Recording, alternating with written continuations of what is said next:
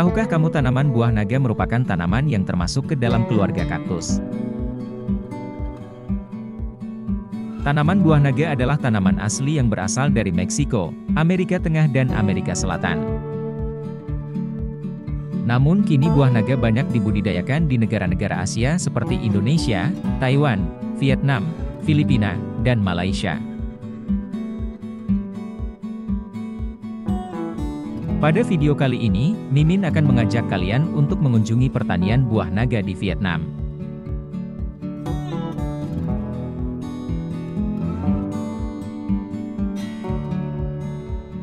Buah ini dikenal dengan nama pitahaya di negara asalnya Meksiko. Namun kini lebih umum dikenal dengan nama dragon fruit.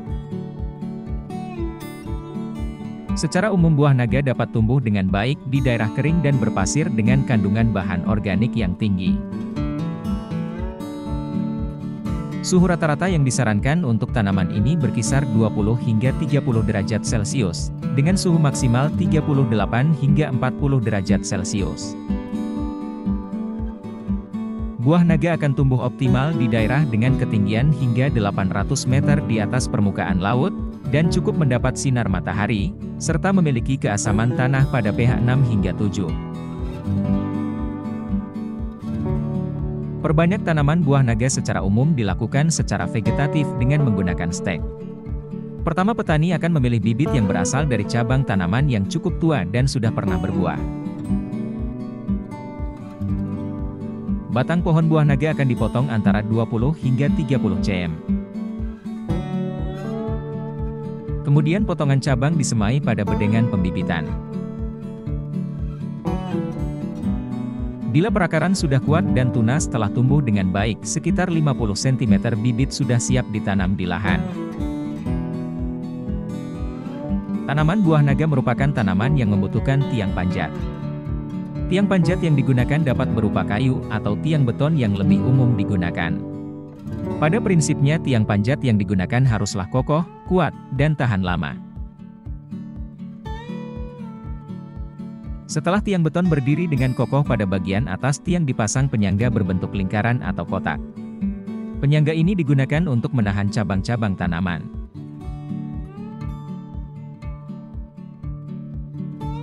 Untuk mengatur pengairannya, beberapa petani menggunakan irigasi semprot yang terbentang di sepanjang kerangka tiang panjat. Namun, ada juga beberapa petani yang lebih memilih untuk membuat parit di antara barisan tiang untuk memastikan kebutuhan air secara konsisten sepanjang tahun. Hal ini dipengaruhi oleh sumber air dan lingkungan tanam. Penanaman buah naga dapat dilakukan apabila tiang panjat maupun bibit sudah siap. Jarak tanam yang digunakan adalah ukuran 2 meter x 2,5 meter. Setiap tiang panjat dapat ditanam 2 hingga 4 bibit tanaman. Penanaman bibit dimulai ketika petani membuat lubang dengan kedalaman 20 hingga 30 cm, yang kemudian diisi dengan pupuk kandang yang dicampur dengan tanah 1:1.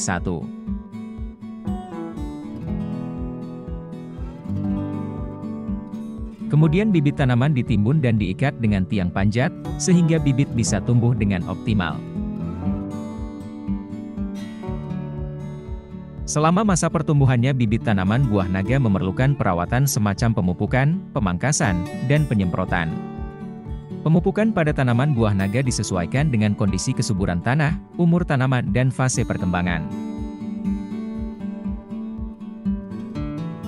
Selama fase vegetatif bibit tanaman diberikan pupuk NPK sebanyak 50 hingga 100 gram pada setiap tiang dengan interval 4-5 minggu.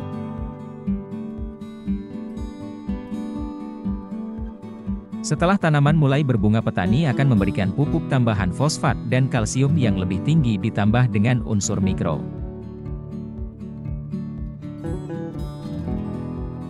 Untuk menjamin kesuburan tanah jangka panjang petani juga akan mengkoordinasikan dengan pupuk kandang yang diberikan setiap 3 hingga 4 bulan sebanyak 10 hingga 20 kg per tiang tanam. Perawatan selanjutnya adalah pemangkasan.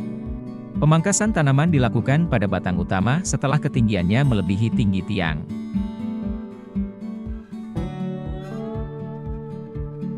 Pemangkasan ini bertujuan untuk memunculkan cabang-cabang sekunder dan untuk memperbanyak batang produksi.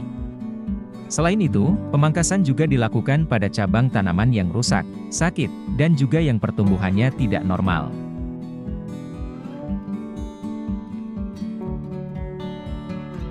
Perawatan selanjutnya yang dilakukan oleh petani adalah pengendalian hama dan penyakit pada tanaman buah naga.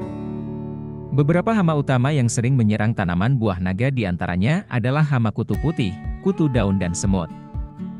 Untuk hama dari kutu putih dan kutu daun, biasanya muncul karena area bakal buah yang tidak terkena sinar matahari. Sehingga petani dapat memastikan bagian tanaman terkena sinar matahari secara langsung. Sedangkan beberapa serangan lain seperti munculnya gejala kekuningan pada pangkal batang. Biasanya petani akan melakukan penyemprotan pada seluruh batang dan diutamakan pada pangkal batang yang terserang.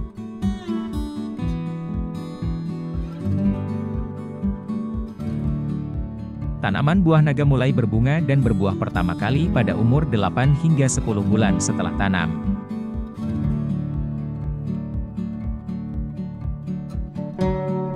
Bunga tanaman buah naga akan mekar maksimal pada malam hari.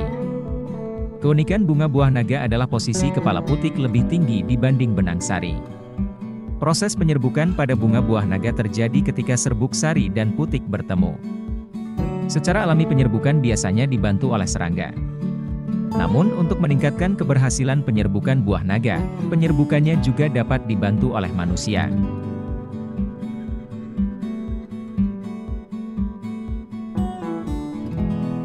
Buah naga adalah tanaman musiman yang berbuah satu kali dalam satu tahun yaitu sekitar bulan November hingga Desember.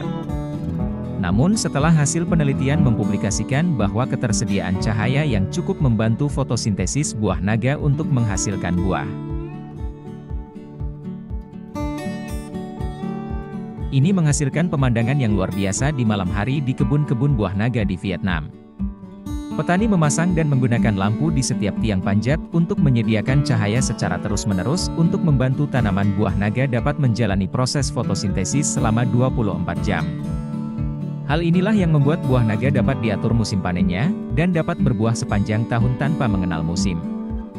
Kini para peneliti terus mengembangkan lampu yang ideal, dengan mengatur komposisi warna dan juga daya lampu yang paling ideal untuk tanaman buah naga.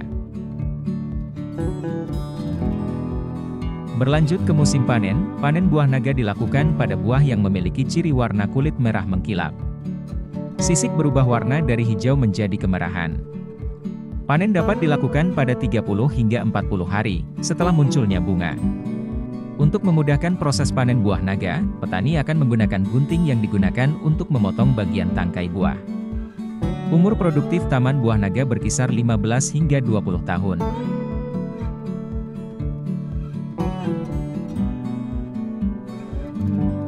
Selanjutnya hasil panen akan disortir berdasarkan ukuran dan bentuk buah naga. Selanjutnya dilabeli dan dikemasi untuk didistribusikan ke konsumen di seluruh dunia.